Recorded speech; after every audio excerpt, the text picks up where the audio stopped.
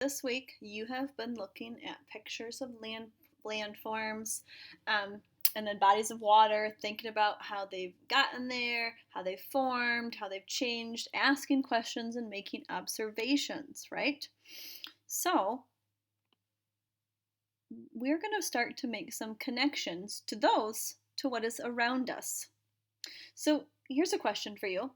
Do you think that similar shapes or changes in the land that you observed in the pictures may also happen in or around your yard or at the playground? Here's some other things to think about. What changes happen to the ground on the playground? What causes those changes to happen? Would the changes be small or large?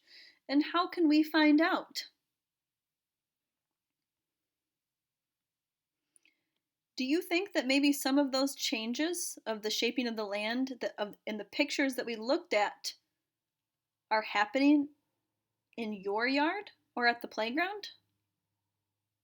Do you think that the land in the schoolyard changes, and what makes you think that?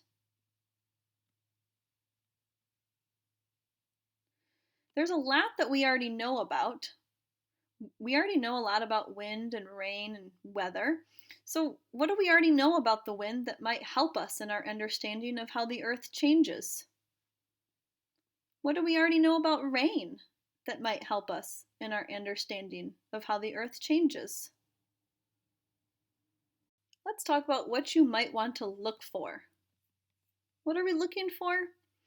Changes in the sidewalks and parking lot. Changes around the edge of buildings. Changes where rainwater flows onto the ground. What caused these changes? Take a look at these pictures. You might have cracked sidewalks near your house or near a playground where you live.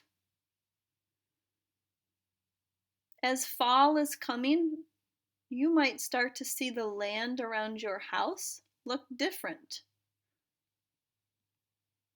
You might have a little spout like this at your house where rainwater flows. Look for these things. Look for where the earth is changing, or there is signs of water, or maybe even damages.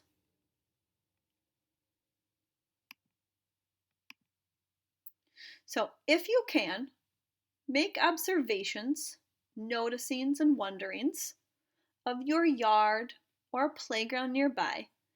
So make observations, look for changes in the shape of the land. What tools do you need? Paper, pencil, maybe you'll bring a camera with you, but you don't have to have one. Mainly just a paper and a pencil. So you're going to make observations. You're going to notice things.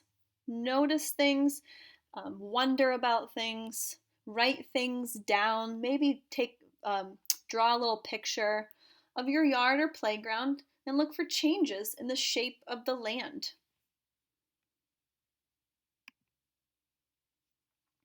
You're also going to record your findings, and you are going to get a student journal page to record your findings. You'll draw and label an example of changes in the shape of the land in your yard or playground that you observed. So when you see something that has changed, you'll draw and write about it. So draw and write how you think the land has changed.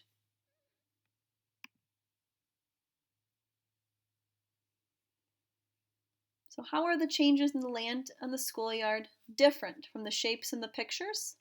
Here are the pictures again that you looked at. And how are the changes in the land and the schoolyard similar to the shapes in the pictures? So you're going to do a little compare and contrast.